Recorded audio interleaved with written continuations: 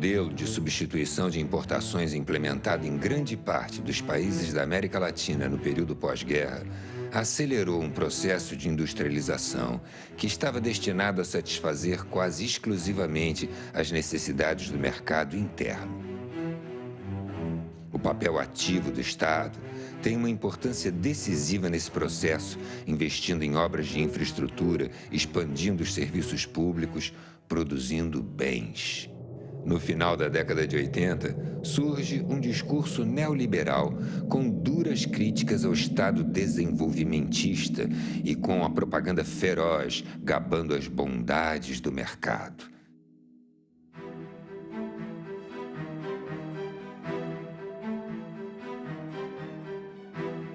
Um exemplo nesse sentido é o programa de privatizações das empresas públicas que, com diferentes ritmos, se impõe em todos os países latino-americanos. Não se trata de um Estado ausente, mas sim de um outro Estado submetido às exigências do mercado. Milton Santos.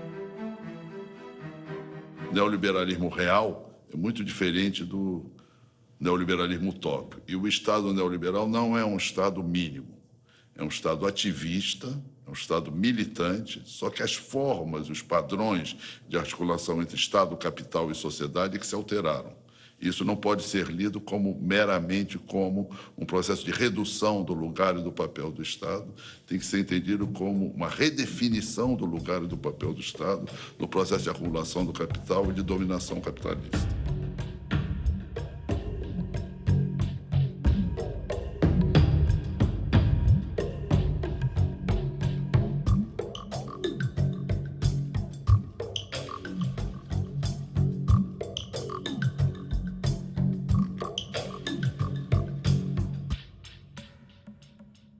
Fernando Collor e Fernando Henrique Cardoso, os Fernandos comprometem o Brasil num projeto de inserção na globalização mundial e, ao mesmo tempo, subpriorizando o desenvolvimento das forças produtivas internas. E, para isso, então, você faz o quê? Desmantela a proteção aduaneira, desmantela as instituições públicas ligadas ao processo de desenvolvimento das forças produtivas. É uma coisa impressionante. É absolutamente impressionante o que aconteceu.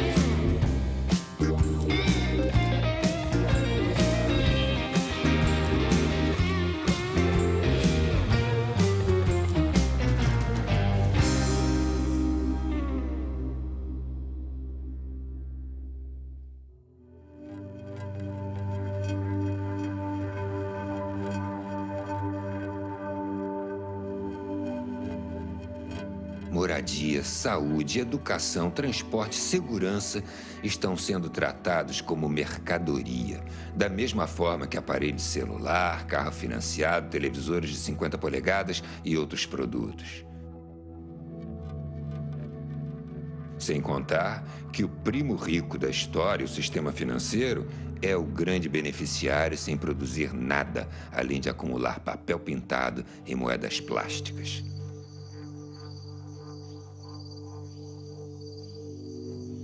As florestas, os oceanos, os rios, o subsolo e até mesmo o ar são disputados por grupos privados como commodities a serem negociadas pelas bolsas de valores mundo afora.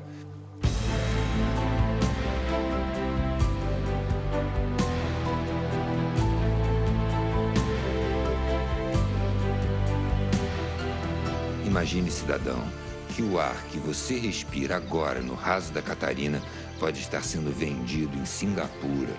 Ou as águas do rio Amazonas, que há milênios correm no mesmo leito, passarão a ser chamadas de Blue Gold, ouro azul, e passariam a propriedade de meia dúzia de empresas que vão tentar te convencer de que a água paga é melhor do que o livre acesso à água para todos.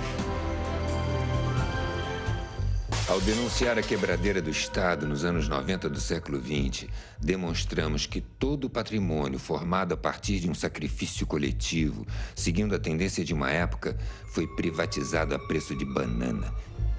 Queremos com esse filme deixar aberto um debate sobre o futuro, no qual consideramos as grandes manifestações que aconteceram no Brasil, sobretudo as de 2013, como um termômetro das demandas da sociedade. O neoliberalismo no mundo e no Brasil, a partir dos anos 90, ele é uma vingança da economia sobre a política. O que acabou acontecendo com esse esvaziamento da política da democracia é o predomínio do capital. Né? A política passa a refletir os interesses do capital. Né? E nessa etapa do capitalismo, do capital financeiro. Verdade? Quer dizer, então essa que eu acho que é o pano de fundo que está por trás disso tudo. Para isso, você teve que enfraquecer o Estado. Né? O Estado do Brasil, por exemplo, nos anos 90, nós tivemos uma fragmentação do Estado, tanto financeira, pelo excesso de dívida, quanto material. Nós privatizamos tudo. A entrada do neoliberalismo no Brasil é anunciada por Fernando Collor de Mello, com uma frase que é muito curiosa. O automóvel brasileiro é uma carroça. Quer dizer, o que era a glória da industrialização brasileira, que era ter logrado êxito na produção de veículos automotores, é desqualificada por Collor de Mello. Ele nega a importância do desenvolvimento industrial.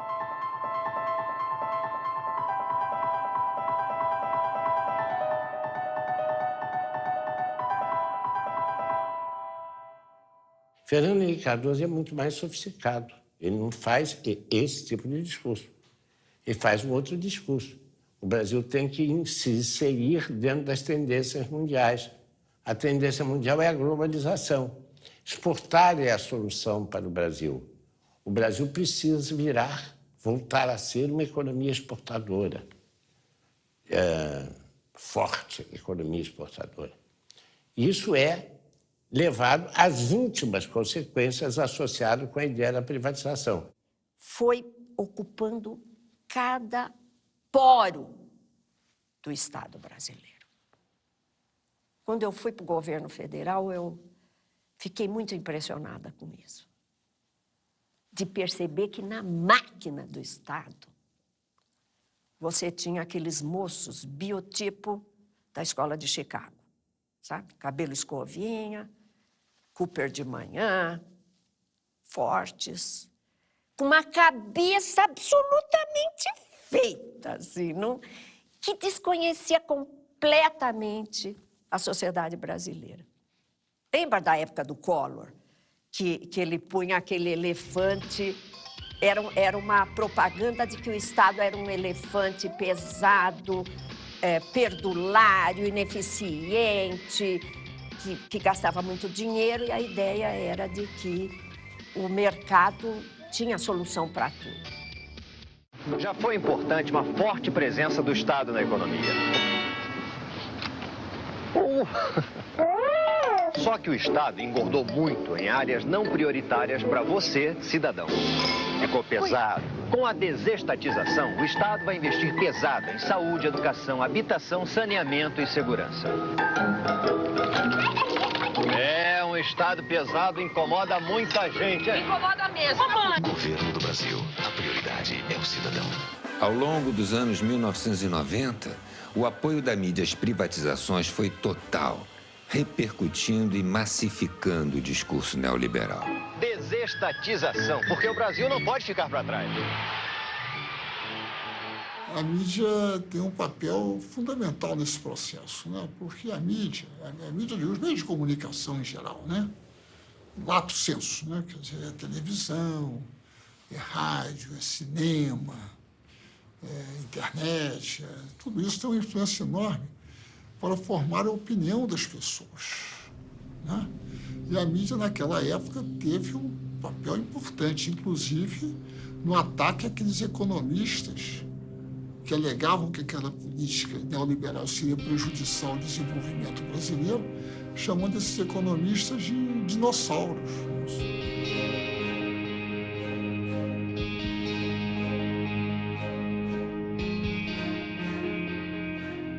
E a mídia se esforçou nesse sentido de uma forma extraordinária, né? Justamente por causa dos seus vínculos com os grandes interesses econômicos.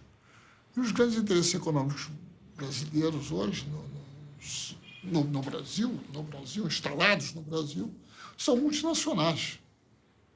E os nacionais, muitas vezes, também estão vinculados a eles.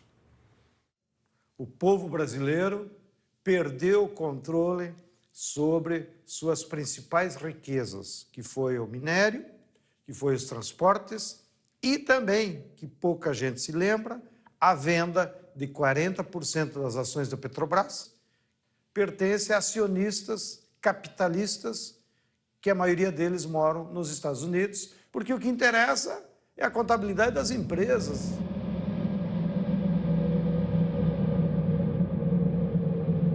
A privatização das telecomunicações é uma privatização do espaço eletromagnético.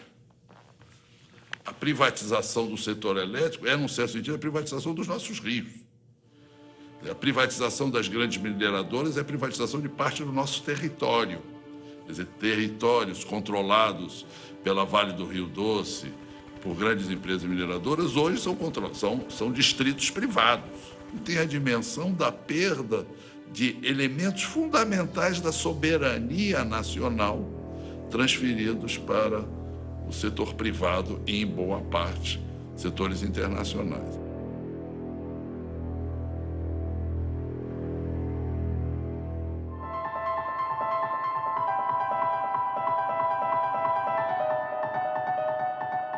Foi um processo de desconstrução do Estado. Ele não foi uma reorganização, não houve um planejamento estratégico, na verdade foi uma interpretação de que o Estado era o problema do país.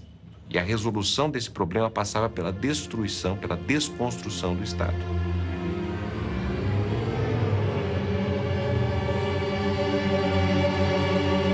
E nesse sentido nós tivemos um processo de privatização que, segundo nossos estudos, foi o segundo maior processo de privatização da década de 90. Ele foi apenas menor quando comparado com a desconstrução do antigo experiência da União Soviética, que foi a desconstrução ali da transição de um regime socialista para um regime de economia de mercado. Então, a nossa desconstrução nos anos 90, que valeu a geração de receita de ao redor de 100 bilhões de dólares, que naquele momento, nos anos 90, equivaleu a cerca de 15% de todo o PIB, que foi transferido do setor público para o setor privado. E, em grande parte dessa transferência, significou um engrandecimento em termos de riqueza de determinadas famílias e grupos estrangeiros, sem a contrapartida, porque nós tivemos, simultaneamente a essa privatização, uma redução de 500 mil de postos de trabalho. Essa é uma estratégia americana que ela parte do princípio que, num mercado totalmente livre, as empresas americanas, as mega empresas multinacionais americanas, por seu dinamismo tecnológico, pela sua escala, pelo seu poder financeiro, prevalecerão sobre as outras. E o neoliberalismo é isso, é você dizer, olha, o Estado é o grande adversário da eficiência econômica. Então, é necessário reduzir o Estado ao mínimo. Aí vem as privatizações, né?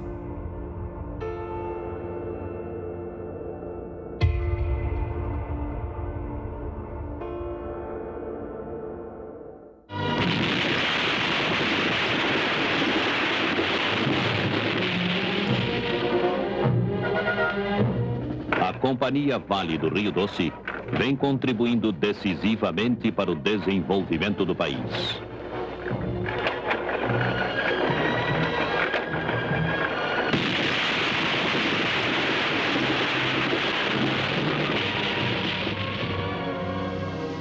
A Vale do Rio Doce foi criada em 1942 pelo presidente Getúlio Vargas.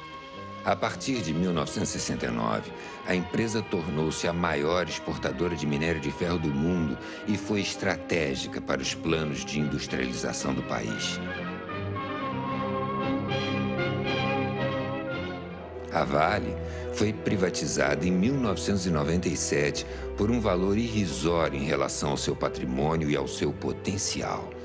Naquela época, já se tinha notícias da reserva mineral da Serra Sul, em Carajás, onde se estima haver 10 bilhões de toneladas de minério.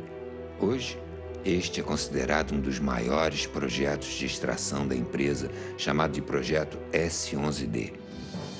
Houve forte resistência de trabalhadores, sindicatos e da sociedade civil, que chegaram a conseguir por diversas vezes na justiça o adiamento da data do leilão. A Vale foi vendida por cerca de 3 bilhões de dólares naquela época. Menos de um ano depois da venda, o faturamento da empresa foi superior a 10 bilhões de dólares, ficando nítido que a resistência à privatização tinha fundamentos. Uma empresa estatal, ela olha vários outros aspectos que uma privada não pode, não cabe a uma privada olhar. Não é pecado ela não olhar, não lhe cabe olhar isto. A empresa estatal, ela tem esse objetivo maior de olhar o conjunto do país, onde ela possa colocar os seus recursos ou as suas expertise, né, de forma favorável para o país. Ela tem que olhar também para a questão da industrialização associada aos seus projetos. No caso, era uma obrigação da Vale fabricar trilhos aqui e projetar vagões para o Brasil, locomotivas, estimular o desenvolvimento direto de uma indústria ferroviária própria, ter esses cuidados. A estatal tem que ter esses cuidados.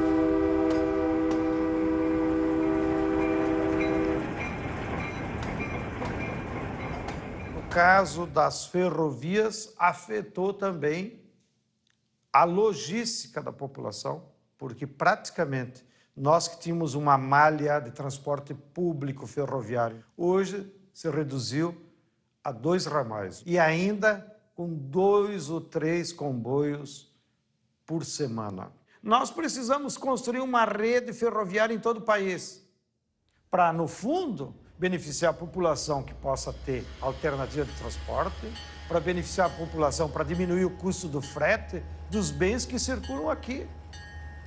E para isso precisa ter investimento de todo o povo, independente se aquilo vai dar lucro ou não. Hoje eles privatizaram todas as ferrovias e os únicos ramais que as empresas privadas estão fazendo é para construir para exportação. Exportação de minério de ferro, exportação de soja. De novo, a ferrovia não é para beneficiar o povo.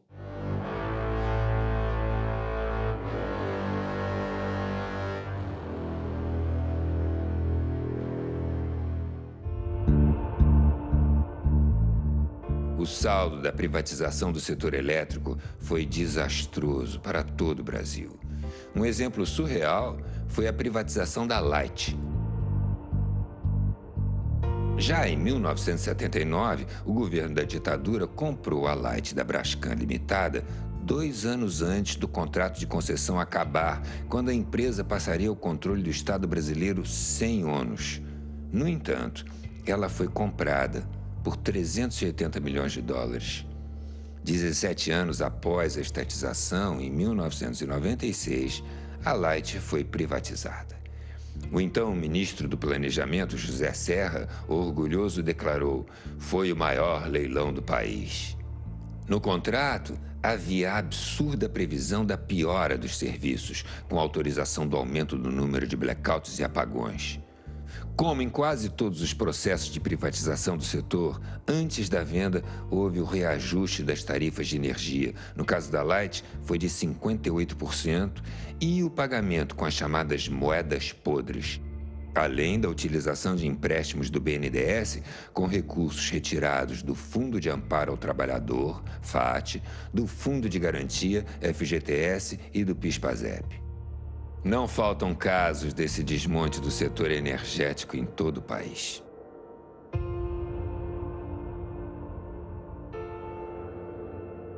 A condução da privatização do setor elétrico brasileiro foi absurda.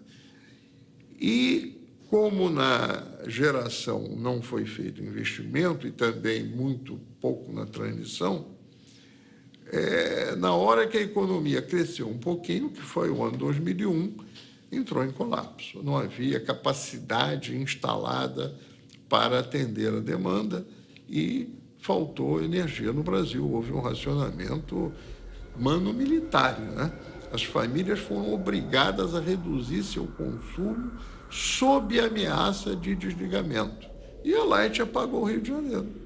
Isso foi logo no primeiro verão após a privatização. O que mostra o insucesso da privatização. Se o Estado ia mal, sem ele, pior ainda. As reclamações quanto à má qualidade dos serviços, apagões e acidentes são comuns em quase todos os estados. O Ministério Público, no Rio de Janeiro, após trocas de acusações entre as empresas, responsabilizou pelos incêndios em galerias e explosões em bueiros tanto a Light como a concessionária de gás canalizado SEG, também privatizada em 1997. A privatização no Brasil começou pela distribuição, seguiu na transmissão e a última a ser atingida foi a geração. A barragem interrompe a passagem da água e isto só pode ser uma função do Estado, dado a sua intervenção física, não só no sistema físico, como também social, porque a área é, às vezes, utilizada para várias outras coisas e populações são atingidas. Não é? Então, o papel do Estado aí, né, na geração elétrica se torna mais flagrante, a ideia do monopólio natural devido a essa forma de geração. É uma história muito triste, no caso da energia elétrica, porque o Brasil, que tinha na hidroeletricidade a grande componente da matriz energética brasileira, que era, do ponto de vista mundial, economia de grande porte, o Brasil tinha a matriz energética melhor do planeta, ainda é muito boa, mas perdeu muito metendo os seus pés pelas mãos. E se meteu os pés pelas mãos de tal maneira que o Brasil, que tinha uma das tarifas de energia elétrica mais baixas do planeta, hoje já tem uma das mais elevadas do planeta.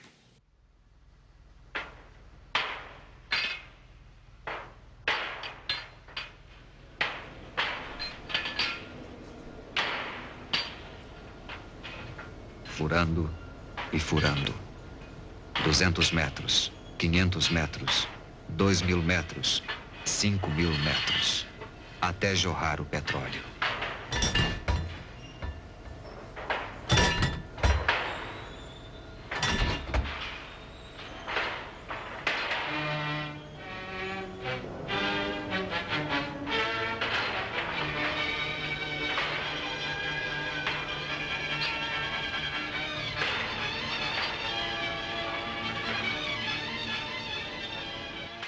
Quando o neoliberalismo, a onda neoliberal atingiu o Brasil, da qual resultou a revisão constitucional de 98, a joia da coroa das privatizações brasileiras, das empresas estatais brasileiras, era a Petrobras.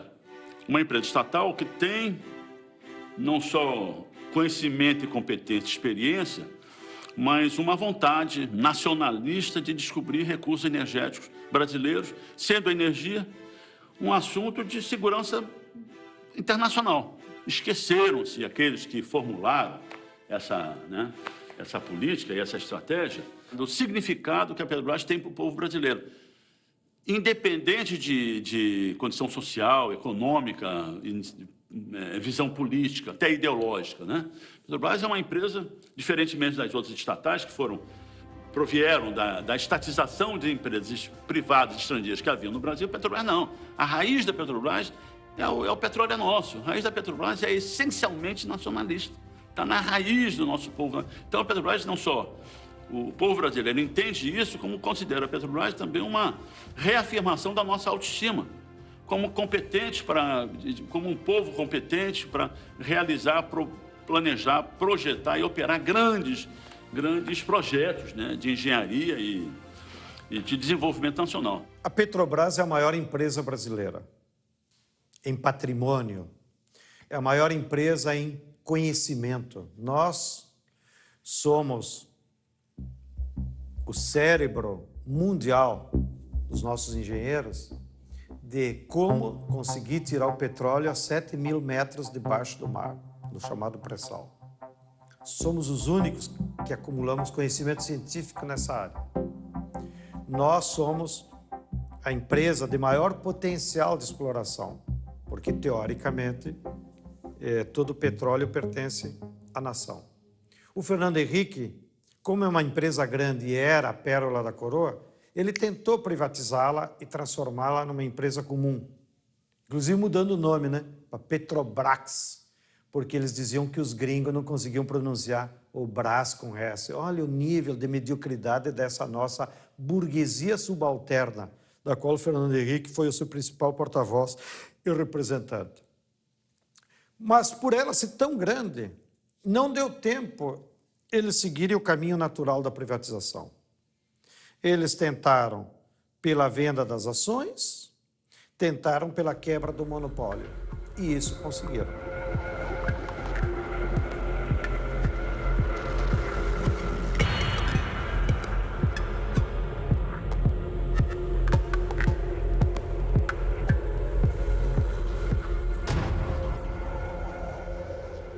E a Petrobras é o que é porque teve a reserva do mercado interno para si. Não foi por nenhuma outra razão, é porque tendo o mercado interno para si no negócio do combustível, ela pôde o quê? Acumular recursos, competência, visão de futuro, departamento de geologia e poder se converter na empresa que se converteu. Entretanto, repare que a privatização, no caso da Petrobras, o que é que ela fez? Cortaram pernas da Petrobras. Cortaram a perna petroquímica da Petrobras, cortaram a perna dos fertilizantes da Petrobras. Que essa é uma projeção da ideia de ir descaracterizando a Petrobras como uma empresa ligada ao desenvolvimento das forças produtivas nacionais.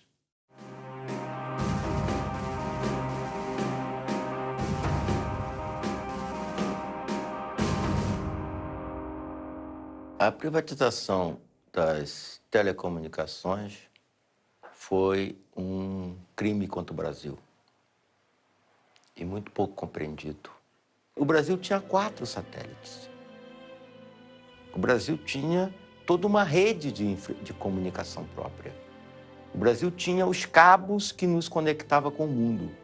E isso foi entregue a preço de banana exatamente para os Estados Unidos. Esse é só um exemplo, entre tantos, como naquele momento que nós tínhamos que certamente reestruturar o sistema Telebrás, sem dúvida alguma. Mas o modelo adotado foi um modelo completamente antinacional, um modelo que transferiu o controle das comunicações brasileiras para fora do país, né? Um modelo que tornou as comunicações brasileiras exportadoras líquidas de capital, que não era, né? Um modelo que destruiu o parque industrial tecnológico que o Brasil tinha em cima das telecomunicações. O sistema Telebrás recebeu fartos investimentos a partir de 1996 e, após ser desmembrado em 12 empresas, foi a leilão em 1998. 2 dias antes da venda, havia 100 ações movidas em todo o país contra a privatização. No dia do leilão, manifestantes e policiais entraram em confronto nas imediações da Bolsa de Valores do Rio de Janeiro com um saldo de 11 presos, 48 feridos e a entrega do sistema de telecomunicações brasileiro ao capital privado. A Telebrás foi comprada por empresas italianas, portuguesas, espanholas e norte-americanas. O que era bom para eles não era bom para o Brasil. Em 2013, a empresa espanhola Telefônica divulgou um balanço de sua receita global, em que apontava as operações no Brasil como as que davam o maior faturamento à empresa.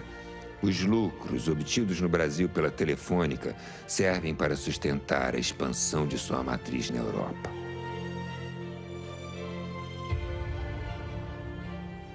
Se pensou inicialmente que a privatização ela traria concorrência para o setor, poderia trazer a qualidade dos serviços, redução dos preços. Então, a ideia da privatização que o consumidor tinha, e todos nós da defesa do consumidor, era justamente isso, que nós pudéssemos trazer qualidade de vários serviços para os consumidores e também poderíamos ter acesso a bens e serviços que até então não era possível. Mas o que se observou pós-privatização e logo depois de alguns setores é que os preços subiram num nível muito elevado. A prometida concorrência não foi possível até o momento. Nós temos setores como telefonia, nós temos pouca concorrência. A rigor, você tem a expansão, a melhoria e até baixos preços de serviço, né, e competição em cerca de 300, no máximo 400 municípios brasileiros, que é onde está a renda concentrada, onde você tem efetiva atividade econômica, né? Na maior parte do país, onde a atividade econômica é baixa, a renda é baixa, né, você tem um operador monopolista, que no caso hoje é a Telemar Oi, que pratica a partir daí preços de monopólio, né? Aproveita e pratica preços de monopólio.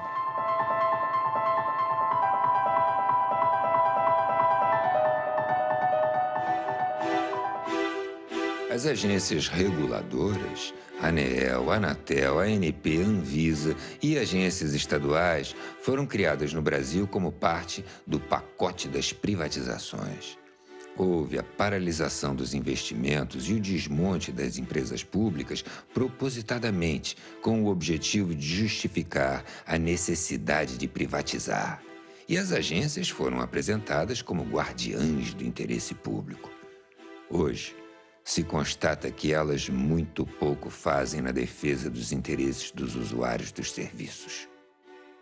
Elas foram pensadas justamente para trazer ali uma certa independência, para poder agir de forma independente, mas o que se vê é a captura dessas agências. Hoje, elas são capturadas, elas têm ali o comando do próprio governo e, portanto, elas não são independentes e não podem fazer um trabalho que pudesse realmente equilibrar o mercado. As agências reguladoras foram pensadas para permitir o capital vir para os países como o Brasil. Elas são um instrumento do neoliberalismo. É o caso da ANP. A ANP, a ANEL também, né? Elas são empreendimentos que visam favorecer as condições do capital. Eu não acho que elas tenham um papel que deviam ter público. Elas são, inclusive, inúteis. Era melhor que a Petrobras cuidasse do petróleo e não houvesse leilão nenhum.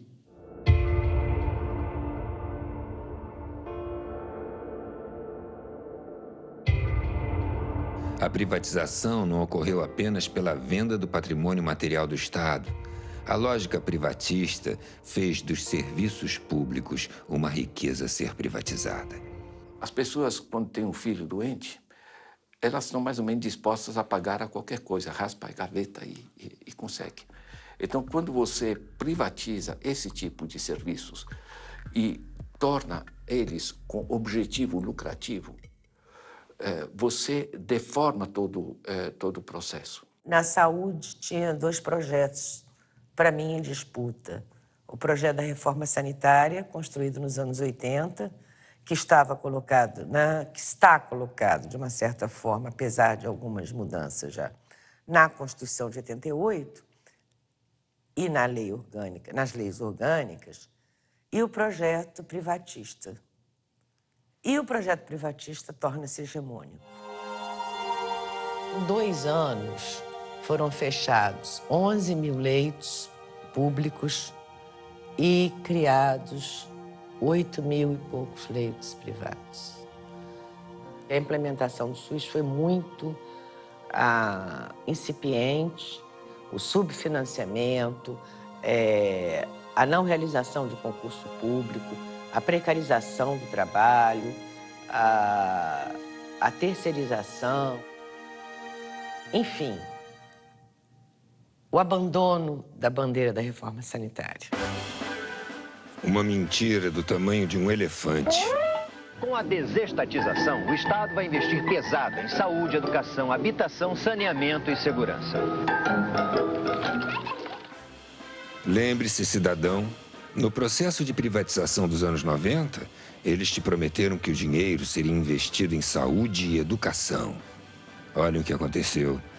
Hoje, o Brasil está entre os piores índices em saúde e educação, na maioria dos rankings internacionais. As políticas que ainda mantêm o núcleo do público, estatal, etc., como o Sistema Único de Saúde, por exemplo, o Sistema Educacional, por exemplo, são núcleos importantes, eles foram varridos de alguma forma, foram atravessados de alguma forma pelo setor privado, né? Eu cito um exemplo que tem a ver com os anos 90, neoliberalismo e privatização, um negócio chamado organizações sociais. Organizações sociais são recomendações do Banco Mundial, no documento de 1993, e que foram aplicadas no Brasil em 1997. O que é uma organização social? É uma organização privada, tá certo? Que recebe dinheiro público. Ela não precisa fazer concurso público, não precisa fazer licitação, não precisa fazer nada, certo? E isso, hoje em dia, a gestão da saúde, da assistência social, da cultura, está atravessada por essas organizações sociais. Então, te dou um exemplo. O Sistema Único de Saúde tem 1 milhão de funcionários. 70% dos funcionários são ou terceirizados ou fazem parte de organizações desse tipo. Eu pergunto, é possível você ter uma gestão pública eficiente se 70% dos funcionários são privados? A Organização Mundial do Comércio apontou no ano de 2000 o setor da educação como o setor mais lucrativo para quem quisesse ter retorno rápido. E daí em diante nós tivemos sim ali um processo brutal de privatização. As matrículas no ano 2013, por exemplo, no ensino superior, especialmente no ensino superior, né? Mas não só. As matrículas, 90% praticamente, num ano, foram no setor privado.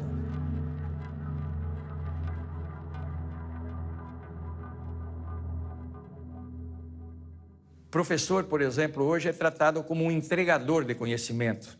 E quem pensa o conteúdo, o método e a forma de educar são institutos privados, Instituto Ayrton Senna, Telecurso Segundo Grau, Pitágoras, Instituto EQI, institutos privados. A Associação Brasileira do Agronegócio tem um investimento enorme nas regiões onde o agronegócio está mais avançado, ensinando as crianças a que o agronegócio é a salvação do Brasil. Eu li uma redação de uma criança que é, na verdade, lavagem cerebral, e que essa criança diz: agronegócio, milhões de empregos, agronegócio, autossustentabilidade, agronegócio, comida para o mundo. Então, este pensamento, além de privatizar o patrimônio e a educação ser um grande negócio hoje no Brasil, está se privatizando a concepção de educação já na educação básica.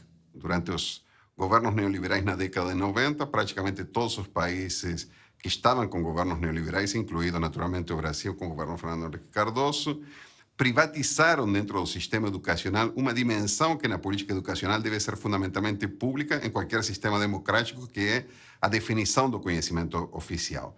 Ou seja, o que se ensina nas escolas e como se ensina passou a ser um problema de comissões de especialistas e técnicos, muitas delas internacionais e muitas delas sob o controle e a tutoria do Banco Mundial, por exemplo, que começaram a definir os parâmetros curriculares a partir dos quais se definia o que devia ser ensinado nas escolas.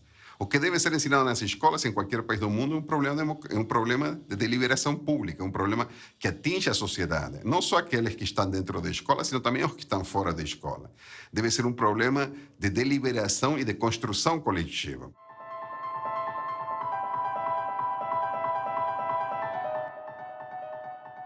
É fundamental para qualquer povo que quiser caminhar com suas próprias pernas, é que tenha o controle da sua cabeça. O controle da cabeça é o conhecimento. Seja o conhecimento universal aplicado à libertação do ser humano, seja o conhecimento tecnológico, ou seja, como fazer mercadorias de forma mais rápida e mais barata para que todo o povo tenha acesso. Então, o Estado tem que fazer pesados investimentos com dinheiro público, ou seja, é como se o Estado dissesse assim: ó, povo brasileiro, vou pegar R$100 de cada um, vocês não tomem em conta, mas esses R$100 eu vou aplicar em pesquisa, em doutor, em escola, em universidade, em laboratório, em supercomputadores, que é para nós pesquisar modos de construir novas mercadorias que a médio prazo vai voltar para você como benefício, em ser coisas mais baratas, em ser coisas que possa universalizar o acesso a toda a população. Tem coisa mais estúpida no Brasil do que nós termos ainda 14 milhões de brasileiros que não sabem ler e escrever? Que hoje tem tecnologia para você, em 65 aulas, aprender a ler e escrever. Por que a empresa privada não aplica? Porque não dá lucro.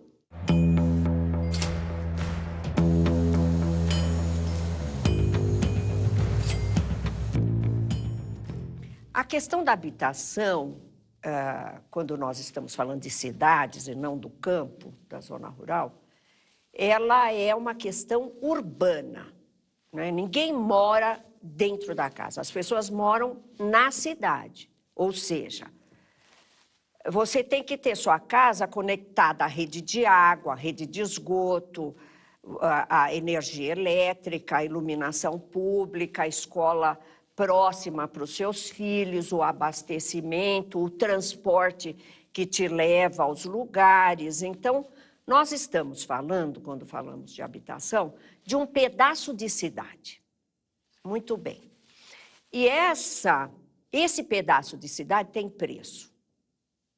O preço, ele não se deve propriamente à unidade de habitação, ele se deve muito mais à localização. Então, o negócio da cidade é esse. O negócio da cidade é o preço da localização. E isso que a gente dá o nome de renda imobiliária é disputado, é uma luta surda pela disputa de rendas imobiliárias na cidade. Os pobres, eles são excluídos dessa disputa. Quando o dinheiro aparece, os capitais tomam conta da cidade. Como disse o David Harvey, follow the money. Eles vêm aonde tem dinheiro e as cidades foram tomadas literalmente de assalto. Por obras absolutamente discutíveis.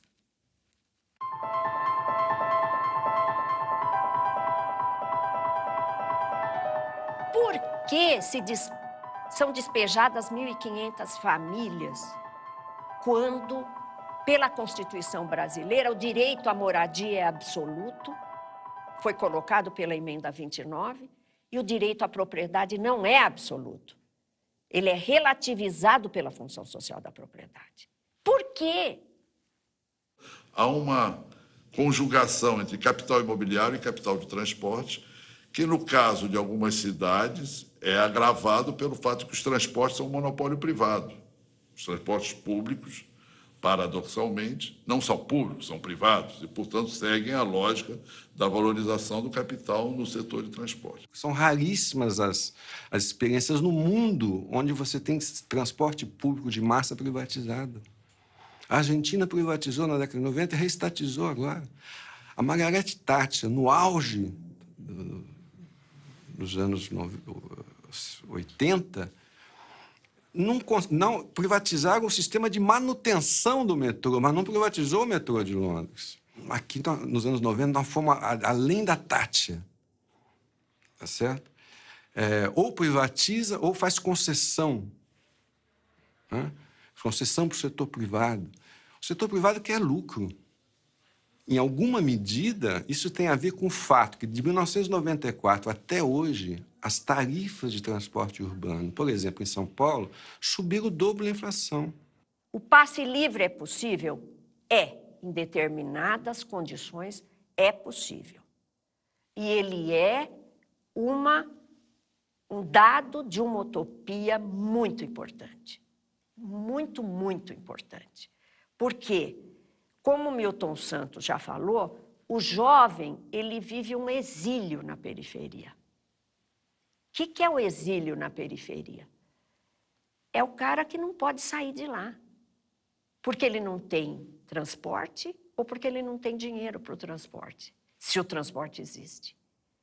O que se espera de um jovem que mora num bairro onde ele não tem equipamento esportivo, cultural, artístico, e ele não tem mobilidade? Ele é exilado.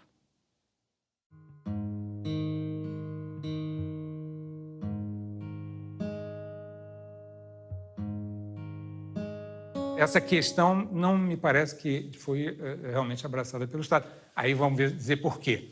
Porque essa preocupação dentro da máquina pública em todos os países apareceu junto com as reformas neoliberais. Elas coincidiram. Com as reformas neoliberais, começou a ter uma competição internacional pela atração de empreendimentos poluentes. Nós começamos, por exemplo, a oferecer a possibilidade que nas periferias da cidade do Rio de Janeiro a gente recebesse uma siderúrgica recusada na Alemanha. Uma tecnologia que todos sabiam que era obsoleta, era arriscada, as populações que moravam na área de implantação dessa siderúrgica protestaram, tentaram se fazer ouvir na grande imprensa, inutilmente. Depois de 6 anos, se não me engano, a primeira grande explosão que não pôde ser deixada de aparecer na grande mídia, aí começa a se discutir, não, seria melhor a gente investir em tecnologias inteligentes, nós também não gostamos das tecnologias sujas da siderurgia, mas o fato é que essa siderúrgica foi atraída como uma grande vitória, que ia produzir emprego, renda, etc. e tal. E o que tem produzido é males à saúde da população local e problemas, inclusive, econômicos, parece que estão procurando algum comprador para esse tipo de tecnologia. Infelizmente, nos últimos anos, os bens naturais da terra, da água, das florestas, estão sofrendo uma ofensiva do capital internacional, que, inclusive, para se proteger da crise no hemisfério norte, de 2008, correu aqui para o Brasil para se transformar em patrimônio e escapar da crise. E se preparar para um novo ciclo de expansão do capital, para então eles se apropriarem da renda extraordinária que os bens da terra sempre geram para os capitalistas. Então, nos últimos 2, 3 anos, pelo que passou pelo Banco Central, mais de 200 bilhões de dólares de capital financeiro especulativo veio ao Brasil e se transformou em terra, em usina de etanol, em usina hidrelétrica e, inclusive, se apropriando da atmosfera, que eles fazem esses cálculos agora de quanto oxigênio cada hectare de floresta tropical emite na atmosfera, transformam isso num título e vendem nas bolsas da Europa como crédito de carbono para as empresas que emitem muito carbono nas indústrias poluidoras. E ganham dinheiro até com a especulação desses títulos. Já tem 2 empresas que fizeram isso com áreas indígenas do Acre.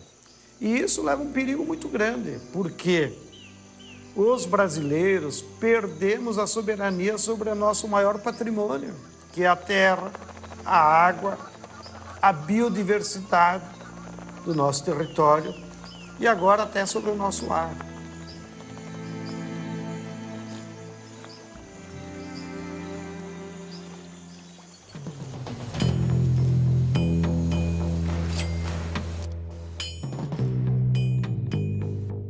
A defesa da economia nacional que o Lula fez só foi implementada porque tinha esses bancos, pelo Banco do Brasil, pelo BNDES e pela Caixa Econômica. Por que isso não pode ser feito na Europa? Porque, primeiro, que os europeus abriram mão da soberania monetária, né, com a União Europeia. Em segundo lugar, a maior parte dos bancos públicos foram desmantelados. A Irlanda, para sair da crise, já renacionalizou, reestatizou seus bancos. O que aconteceu nas Américas nos anos 90 não era coisa de terceiro mundo. A crise se aprofundou em 2008 nos Estados Unidos. Em seguida, o sonho da casa própria esfarelou-se também na Espanha, virou pó. Depois foi a vez de Portugal e, finalmente, quebraram a Grécia.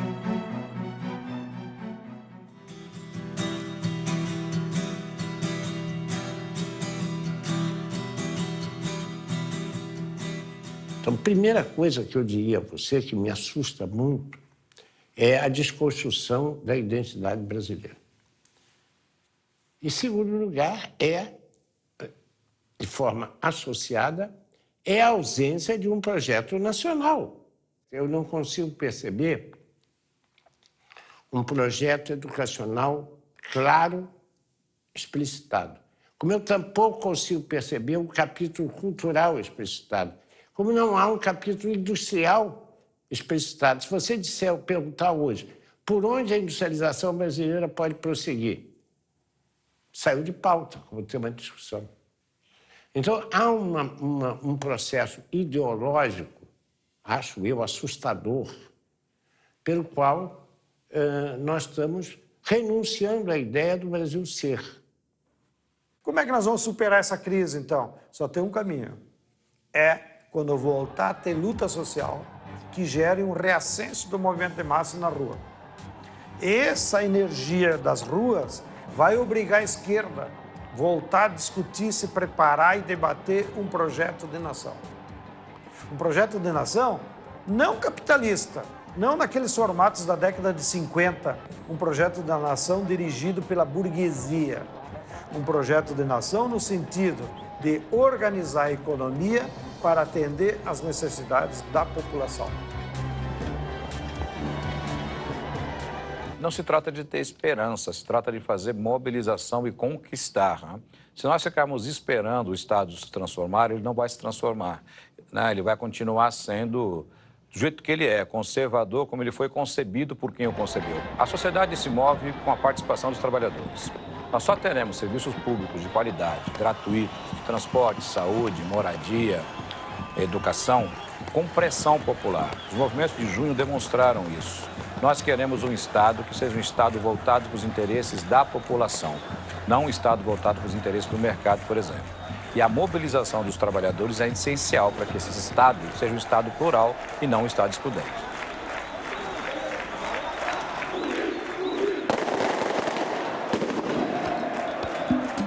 O processo de privatizações é apresentado à opinião pública como algo irreversível. As lutas populares, que em alguns casos foram extremamente sangrentas, já demonstraram que isso não é verdade. As privatizações selvagens foram revertidas, como, por exemplo, na Bolívia, com a privatização da água e do gás, e na Argentina, com a privatização do petróleo. Até a Islândia, um país que quebrou inteiro porque seguiu o receituário neoliberal de Washington, reverteu o processo de privatizações e voltou a se desenvolver.